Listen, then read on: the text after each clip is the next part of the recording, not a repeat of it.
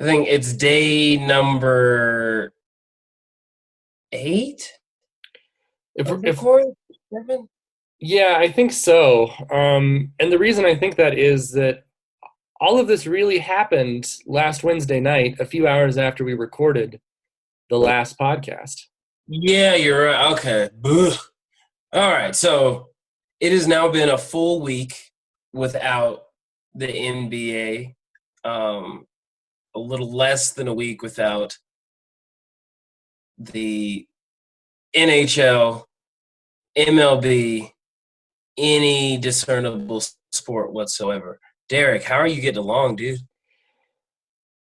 It's been a very weird week, especially because, I mean, as we were talking about, it felt like we had so much to look forward to. The Colorado Buffaloes were going to be playing in the NCAA tournament this week. With any luck, I was going to be at one of those games today or tomorrow. And they were going to lose to, if they won their first game, they were going to lose to one of the number 1 seeds in the first round or in the second round because it looked like they were going to be an 8 or 9 seed. What a privilege that would have been. We'll get more to the Buffs because I do have a few more thoughts on them, but no Avs and no Nuggets, and not knowing if or when they're coming back is really hard, considering just the suffering as sports fans we've had over the past 5 to 10 years. Yeah, dude. Well, first, this is the intro. I'm Quinn. I'm Derek, and welcome to the Denverse. This is the first time we are streaming via video our podcast, and we've talked about doing this before. We're still figuring out the kinks, but as both Quinn and I are both in social distancing, self-quarantine mode out of an abundance of precaution for all of our friends and family, this seemed like the best way to show how to do it. Yeah, and as fun as Netflix is, it doesn't talk back to me, so glad to have some type of social interaction whatsoever. And although the world of sports has come to a grinding halt, there's still actually a whole lot happening. Yes, and as we've sort of talked about more on the side than on this podcast, like when we talk about the Denverse, like this is a sports podcast, but we really have talked about like what are the Denver issues that eventually we'd like to address, because we really feel like we want to be a conversation about the Denver community through the lens of sports. And now that sports is gone, I think we're really looking at how all of this affects everyone, not just the Denver sports fans. Yeah, I mean, we are in a global pandemic, and it's interesting as the social distancing and self-quarantines, if not actual mandated quarantines, come into effect. The world has gotten a little bit smaller because the focus has now been on kind of one thing. And I mean, the multitude of experiences, but all punctuated by one topic, which in my lifetime, I don't know if it's ever been that clear. Yeah, I mean, you think about like big events in our life, and like the conversation has always been about that for a while. I'm thinking about Columbine and 9/11 and Aurora here and Katrina, where it's like that's all you could think about, but it wasn't affecting everyone in the same way. And this is in a lot of ways affecting everyone in the same way. And then there are a few people that it's affecting a lot worse than it is us. Yeah. Um, just looking back on our previous podcasts, just how quickly the sentiment has changed. And I think for you and I, we've taken it more serious than some folks have.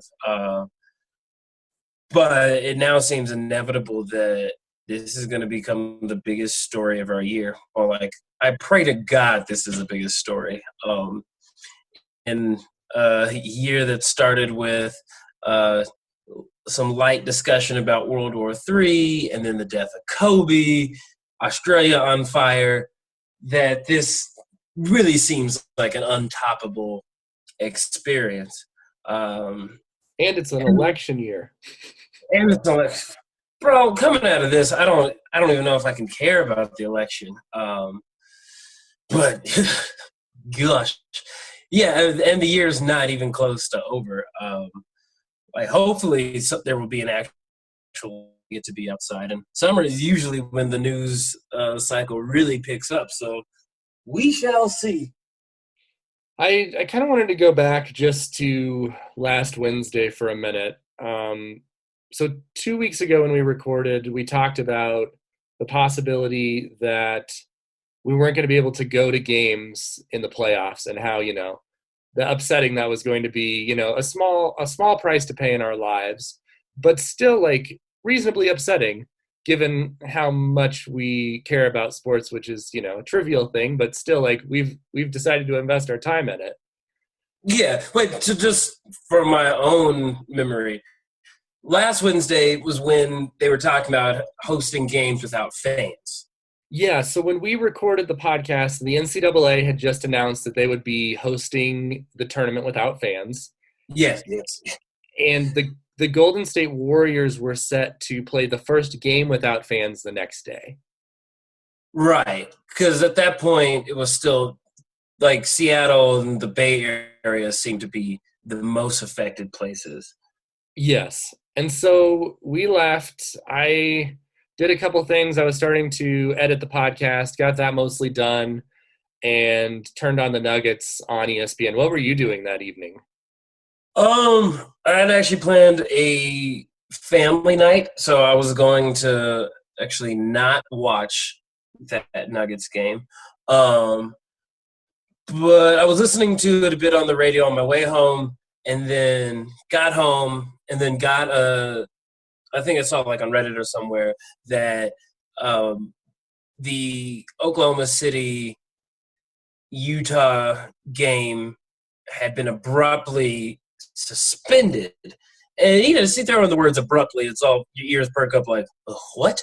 And the assumption at that point was like, well, that certainly has something to do with coronavirus. And then the rumor popped up that, a player, probably Rudy Gobert, had tested positive for the virus. And that's when I immediately was like, oh, this is the last Nuggets game I'm going to get to watch in a long, long time, let alone like be in person for. So I begged forgiveness from my family. I was like, I have to turn on this basketball game. And then very quickly it was reported, yes, confirmed that he did test positive, and then that, oh snap, the league has been suspended and that they were playing out the rest of the game. And it was such a weird atmosphere after that, watching it. And for me, it was like, oh, I'm so impacted by this decision to cancel games. But even then, it didn't necessarily have a personal impact on me outside of just being an extreme fan. So, yeah, the timeline, I'm like, the clock started to tick for me at that moment. Like, this is now really real. Well, and I think that most of the country, that was the moment. And I'll get to that in a minute, because I was watching the ESPN broadcast, but I was kind of half paying attention. It was in the first half of the game. And, I like want to know what's going on, but also first half of an NBA game rarely decides an NBA game. So I was on Twitter. I saw the Gobert news, and then they cut in because it was on an ESPN broadcast, which thankfully we were allowed to watch the last Nuggets game on a television because it was on ESPN. So Scott Van Pelt breaks in with Adrian Wojnarowski's tweet about the game. There was some issues there, and then within like 10 minutes, everything fell apart. And within this period, for me, there were three things that happened. So first, Donald Trump announced that he was cutting off the country from Europe. That assessment from him turned out to be wildly exaggerated at the time, but that set off a panic. Mm-hmm. And then Tom Hanks tweeted that he had coronavirus in Australia, and then the tweet came across that the NBA season was suspended until further notice from Adrian Wojnarowski. And it was so bizarre also watching this on ESPN as I was watching it on Twitter. And the best way that I can describe it is when you listen to the old Orson Welles' War of the Worlds, where you're listening and it's like, this is an old radio broadcast now from the Mercury Theater in New York. Here's some jazz music. And then they break in and they're like, something seems to be happening in Oklahoma City. and the players aren't on the ice, and then they're like, back to jazz music. In our case, it was just the NBA.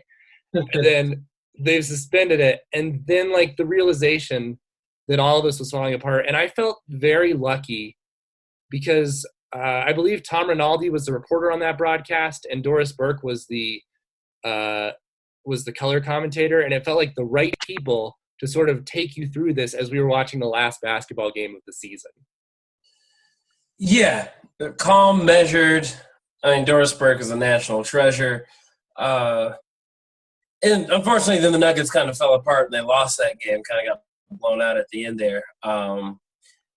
But it was really one of the few games that I watched with a different perspective, that the final score was not the point.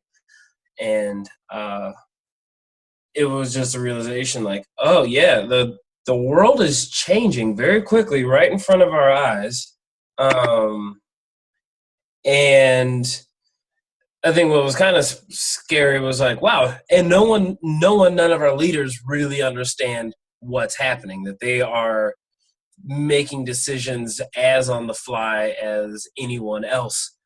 And because like as big of an organization as ESPN is, as big an organization the NBA, that they were in discussions about something that is not discussed in like off-season meetings. Like, what is our pandemic plan? Like, all this was a mad scramble, and you're looking towards the federal government, but then state, local governments, like, okay, so what do we do here? What are the rules? And then it was like, and we got to pull the plug right now because we have no idea what else to expect. And from that the two diagnoses, Rudy Gobert and Donovan Mitchell, which is kind of crazy that you get two of your all-stars to get sick. Then it's taken several days. The fact that like not every team has been tested yet fully, because the U.S. doesn't have enough tests to do so. But now we know Kevin Durant tested positive. Christian Wood of the Detroit Pistons tested positive. It's just like, and I think 3 other Nets players who've yet to be named. One, that's a solid squad of players that Corona's got. But like even last Wednesday, that timeline's not finished because there's still fallout from, like, we don't know how many of our favorite sports stars may be the face of this pandemic. And I mean, I think that Wednesday afternoon, I just never saw a scenario where we were going to go months without sports. And I know that sort of seemed like naive, but right after the Nuggets game, the Avs were playing. So I watched the Avs and I was like, I really should have gone to this game because this is the last game. And of course the NHL took as long and made the process as painful as possible to suspend their season. They were like, we're going to talk about it. And then they're like, okay, don't do anything until we talk about it. And then they're like, okay, we're going to suspend the season, even though it was a foregone conclusion that one league can't suspend its season and then everyone else plays on with the risk of someone getting coronavirus. Especially not in the same building. No, and like the fact that if Gobert didn't test positive, we would have had sports for a while longer. But that just like set off a chain reaction where no one could avoid it. And then the CU Buffaloes played the last basketball game of the night in what turned out to be the last completed basketball game. There was a game the next day in one of the tournaments that was suspended at halftime. But otherwise, the Colorado Buffaloes lost the last NCAA basketball game of the 2020 season, which in trivia, like if in Jeopardy this was a question, like, you know, were they national champions? No, it was just coronavirus. But there are a lot of things that I'm disappointed about. If the NHL and NBA don't complete these seasons, I'm going to be disappointed because you only get so many championship window years. But for the Buffaloes, if they had not lost the last 5 games of their season and instead won them and were vying for a top 4 seed, I would be devastated right now. But they kind of gave us a gift by losing their last 5 games. We don't have to wonder what would have happened if they played in the tournament. They were going to lose if they played in the tournament. Totally. did us a favor by killing all hope and momentum, which really like tampered our expectations. Because yeah, at one point it was the Oregon game that they played in Oregon.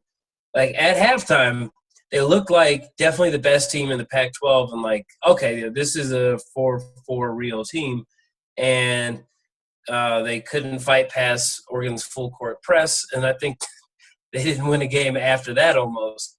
So yeah, like silver lining in the Buffs basketball season starting to suck is that we didn't have to get our expectations wildly high, only then to have us essentially blue balled by the suspension of the season.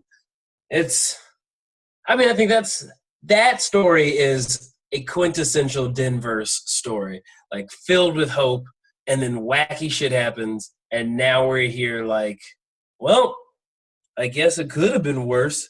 It still sucked, but it could have been worse. And so that was not the end of our sports journey, because we decided to go to the opening of the DNVR Bar, which for those of you that don't know, DNVR used to be called BSN, is a sports media and now lifestyle site that that decided to open a bar. It's at York and Colfax and is currently doing takeout. And so we go to a bar. We went because, we have a few friends in the media that, wanted to support. And we go and we're just sitting there among sports people and just watching these TVs that don't have sports on them on sports channels, except for some car racing, and just like trying to comprehend what all of this means. Yeah, I mean that was like it is hard to fathom how unfortunate the timing is for the opening of a truly Denver-centric sports bar. I think for a lot of Denver fans around the city, there's nothing more maddening than going to a sports bar and either the Nuggets are playing, or the Avs are playing, Rockies are playing, and the 5 different TVs in the bar are showing, like car racing or anything besides the local sports team on the time you should be watching that. And so DNVR will be, speaking in the affirmative, future tense, will be a place when a Denver fan can walk into the bar and know that there's going to be support and fandom for their team there. But holy hell, their opening was Friday, mere hours after the cancellation of all of the sports teams. And then, of course, several days later, the governor and mayor then governor's mandate that restaurants are closed for in-store dining for a hot minute. I think it's like 8 weeks. Yeah, it's till May. Till May. Dude, this is the time capsule episode. Like, hopefully we can look back in a year and be like, wow, that actually did happen. The normal life we're living now it's a blessing that we're back to living a normal life, because it's so crazy what we're going through March 19th, 2020. I hope we come back to some level of normalcy, because this is so out of any frame of reference or understanding. That, yeah, so shout out to DNVR. We want to support them in every way possible. They had really good chicken wings, so I might have to take some takeout from them this weekend. Because, yeah. And they're for those of you that are looking for like outlets for your need to watch sports, they are doing watch parties through Twitch. And so last night they showed Game 1 of the 2001 Stanley Cup Finals. Joe Sakic, if possible, is better than I remember him. And the first game of the 2009 NBA playoffs for the Denver Nuggets, and Chauncey Billups, if it's possible, is better than I remember him in that game. And they're doing other things like that. They're also have started a gaming part of their site, and they are doing a live stream every other night of Love is Blind, the Netflix hit. So if you need to watch Love is Blind, You can watch with them. They're about split. The other thing that I will say that I never thought would happen is that we would get to April, or I guess it's only March. We would get to March Madness, most exciting time of the year with all of the various sports, baseball about to start. And I would be excited to read about NFL free agent news. Usually the bane of my existence. Like, why are people talking about the NFL in the most sports-rich time of the year? Hallelujah for NFL free agency news to just give us something to talk about. Yeah, and I mean it has been as crazy a timeline as the rest of the world. Of course, the marquee signing is Tom Brady, the Tom Brady, to the Tampa Bay Buccaneers. Like, what? How? I saw that they're going back to their old 80s, 90s jerseys too, so it's going to be an even weirder jersey. It's unbelievable. The Super Bowl's in Tampa Bay, so Tom Brady's trying to get the Tampa Bay Buccaneers to a Super Bowl in their home arena. And I told you before the show, but just to reiterate, if we're in the darkest timeline, the Super Bowl will be somehow, even though it seems impossible, the Tampa Bay Buccaneers against the New England Patriots. I mean, yeah. Being a sports fan is nothing but the sounds that I just made. Um, but yeah, that is. I think the hilarious thing is that so the Patriot Empire is finally crumbling. But of course, either going to sign someone or draft a quarterback who's going to still right the ship, and Belichick's dark magic is still going to carry them through the AFC East and into the Super Bowl against Tom Brady. That storyline, I don't even know if it's the most entertaining storyline, the most magical storyline, but it really is the storyline that this wacky-ass world deserves. And I will sit there watching very begrudgingly. Who do you root for in that situation? I don't know. If you think about it as Belichick versus Brady, I think I would root for Belichick just because I respect him more than I respect Brady. Huh. But I can't see myself rooting for the Patriots, so I guess it would have to be Tampa Bay or hoping that the coronavirus just makes it so we don't have an NFL season. I guess if that's how you tell me it's going to end, I'm okay if we take a year off. Yeah, that's fair. Like, if you shake the 8 ball and that's what it lands on, then just throw it all away. I mean, for me, okay, so Tom Brady, he's the biggest villain in this storyline. But then you have Belichick, Robert Kraft, and every Patriots fan in existence. I feel like those three entities outweigh the evil of the single entity. And add on that Tampa Bay has a pirate ship in their stadium, which I just feel like whoever performs for the Super Bowl is going to incorporate the pirate ship in some way. And for that reason, I'll vote for Tampa, that I'll root for them. Not happily, quite begrudgingly, but yeah, I'm resigning myself to that experience come February 2021 because why not? Why shouldn't we assume the absolute grossest? Do you have any final thoughts before we end this first streamed podcast? Well, as begrudging as we sometimes are to talk about them, the Broncos did sign AJ Bouye, they got in a trade, and Jarrell Casey, defensive lineman from Tennessee. And Justin Simmons got the franchise tag. So it will be exciting with a healthy Bradley Chubb, hopefully a rejuvenated Von Miller, that the Denver defense is something to actually look forward to come the start of the NFL season, whenever that happens. And, of course, a mile-high salute farewell to Chris Harris Jr., who signed with the Los Angeles Chargers after 9 seasons with the Broncos.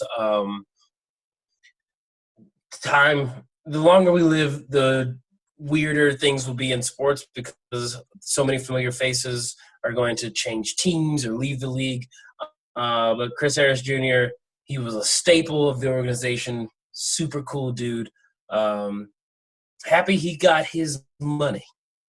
Yeah, I mean, he will definitely be missed, and I mean, an all-time great Bronco, one of the best we've ever had. Someone that we're going to think deserves to be in the Hall of Fame, and hopefully others will come around to it as the years go on.